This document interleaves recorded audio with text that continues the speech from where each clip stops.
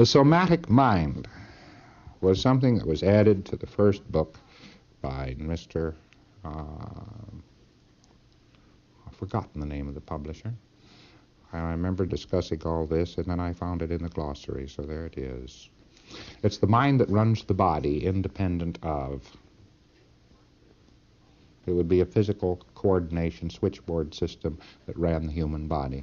In view of the fact we don't really know how the human body runs, we really got no business declaring a mind we don't know where it exists, you see. So there were diagrams put in about this somatic mind and so forth. You get the idea that I didn't write all that book. Well, actually, I wrote all that book except it's the Dynamics, Modern Science, and Mental Health, except its introduction. I wrote the basic introduction, but the real early introduction that describes the book and says what kind of a book it is, and the wheel and the arch and all that sort of thing, was actually originally written by, the first lines of it were written by Walter Winchell, who was very excited about the subject, and then the rest of it was written by the publisher.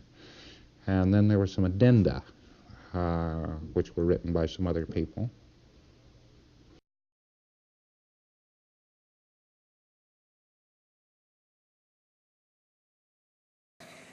But there's something more, a synopsis, meaning a condensed overview of the entire subject.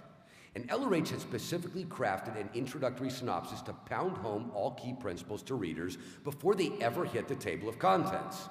The point, he was teaching readers how to think with Dianetics from the get-go.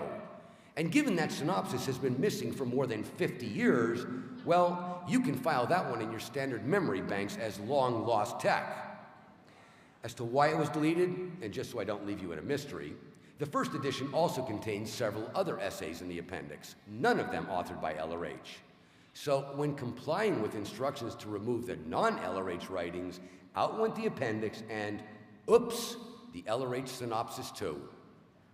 So much for that engram chain, because here's your new Dianetics.